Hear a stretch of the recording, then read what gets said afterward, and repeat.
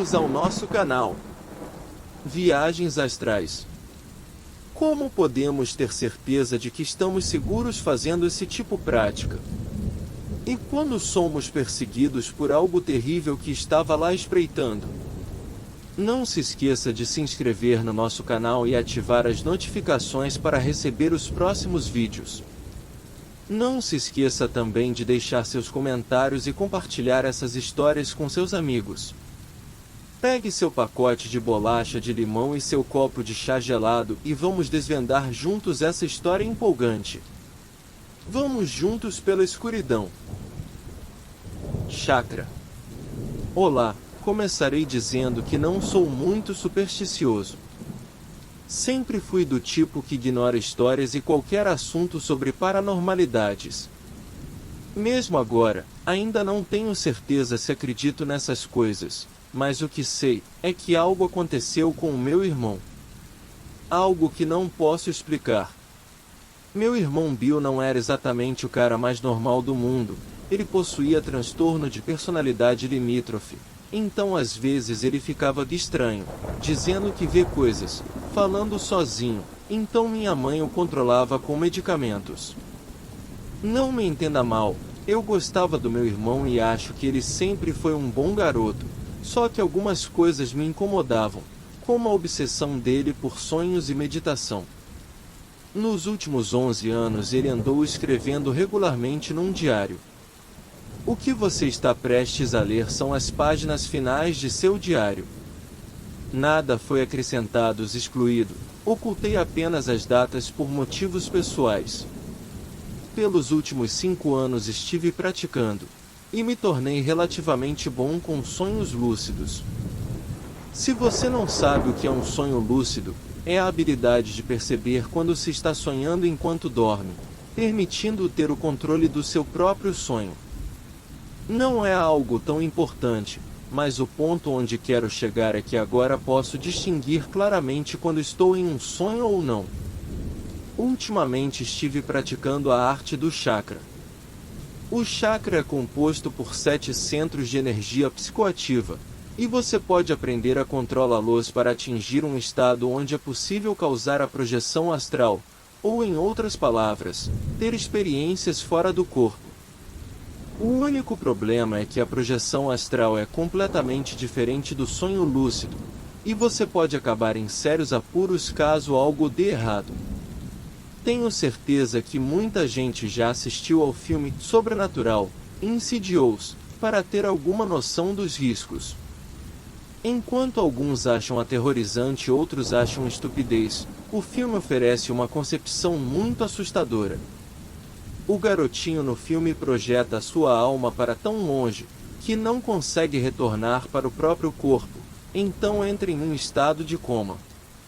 Mas a parte assustadora é que isso pode realmente acontecer quando você projeta sua alma para longe da fronteira. Essa parte do filme é assustadoramente verdadeira.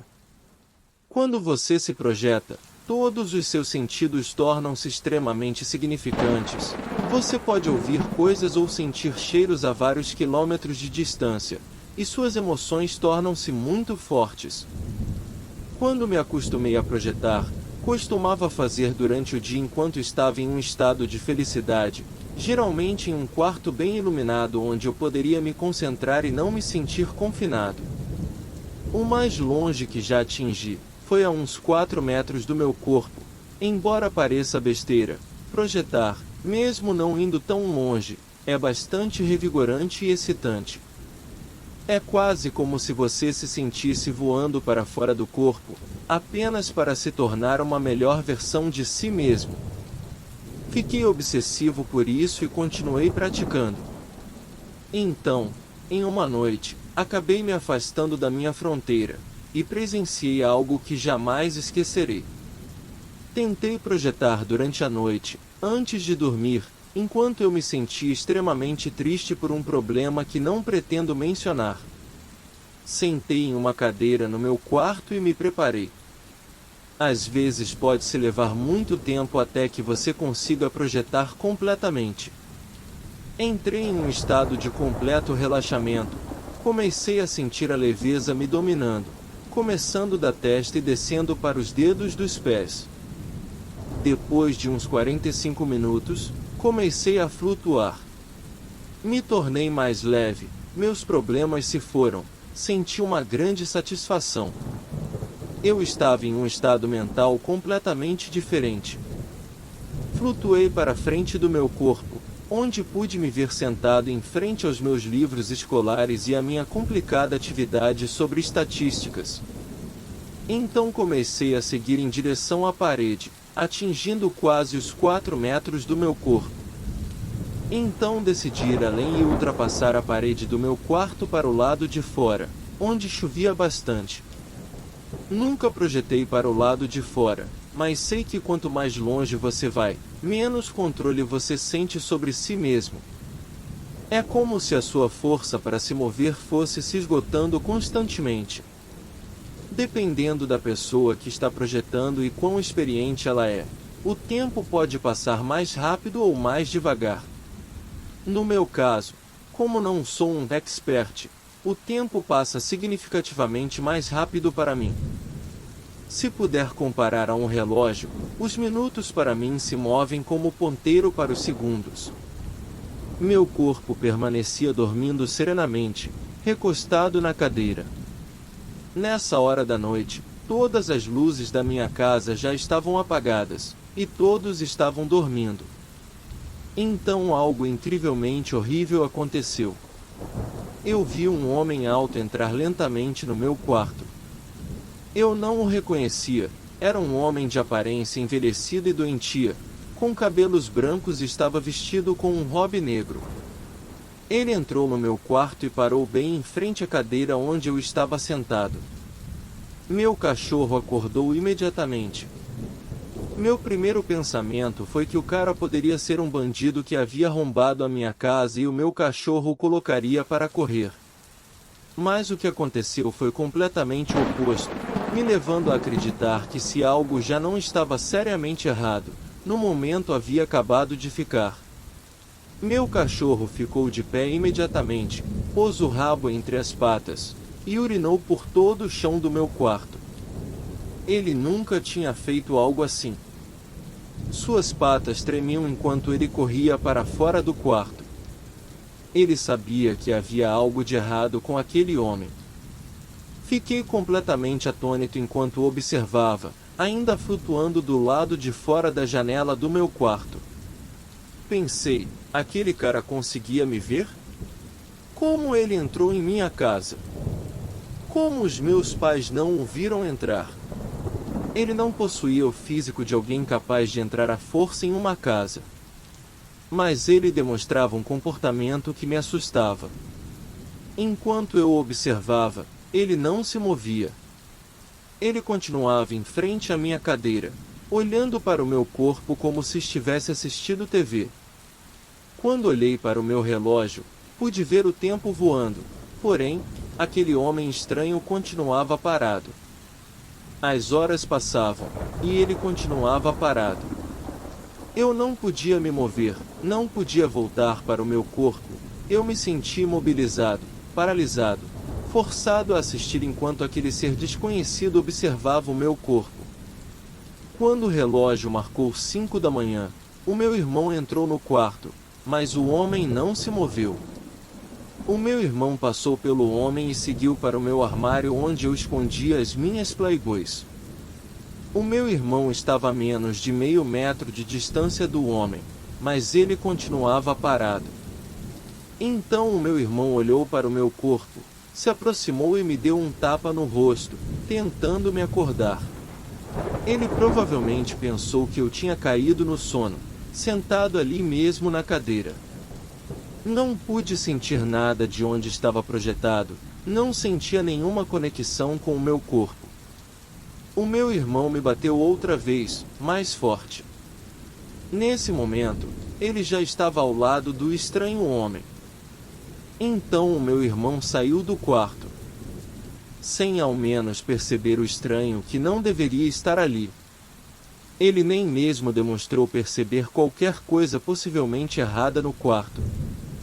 Quem ou o que era aquela coisa? O meu irmão não conseguia vê-lo, mas o meu cachorro conseguia. Como? Eu já estava completamente petrificado naquele momento, e já estava a ponto de chorar, indefeso. Eu queria apenas gritar, mas não podia. Então, percebi os minutos desacelerar e parar em 6:12 da manhã. Então pude sentir a chuva parar. Eu ainda não conseguia entrar no meu quarto. Então, tudo ficou silencioso. Eu não podia ouvir ou sentir nada, como se o mundo fosse uma televisão no mudo. O homem virou-se para mim, lentamente, e começou a me encarar pela janela, como se ele soubesse que eu estava ali o tempo todo. Ele parecia bem mais medonho, agora que eu conseguia enxergá-lo melhor. Seus cabelos desgrenhados, seus olhos fundos, e seu rosto marcado com várias cicatrizes. Seus olhos encontram os meus, e ele sorriu, não um sorriso de felicidade, mas um tipo de sorriso doentio, indo de orelha a orelha.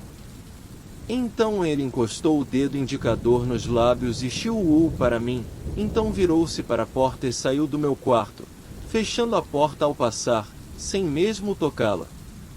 Assim que pisquei, já estava sendo arrastado de volta para o meu corpo, acordando com um pulo de adrenalina. Corri para fora do quarto para tentar encontrar o homem. Nada. Procurei pela casa inteira. Nada. Pensei imediatamente que tudo não passou de um sonho incrivelmente vívido. Até que voltei para o meu quarto e pisei em algo molhado. Era a urina do meu cachorro. Congelei imediatamente, sem saber no que pensar. Corri para verificar se as minhas revistas estavam no lugar. Abri o meu armário, e elas não estavam lá. Foi quando percebi um pedaço de papel preso entre os meus livros escolares. Eu o pequei, observando a mensagem em uma escrita tremida: "Você estará comigo em breve. Aquele que já viu o inferno, para ele retornará." Eu não posso contar isso para ninguém. Acho que finalmente estou enlouquecendo. Esse é o fim do diário. Não sei o que pensar sobre isso. Não sei nada sobre sonhos lúcidos ou projeção astral. O meu irmão morreu 4 dias depois de escrever pela última vez no diário. Ele morreu enquanto dormia, e era apenas um jovem de 18 anos que nunca fumou ou bebeu. Era um cara saudável. Mas talvez eu volte a vê-lo em meus sonhos. Esperamos que vocês tenham gostado dessas 2 histórias de terror. Se você quiser mais conteúdo assustador, não deixe de se inscrever no nosso canal e ativar as notificações, para não perder nenhum vídeo novo. Agradecemos por assistir e esperamos vê-los novamente em breve. Até a próxima!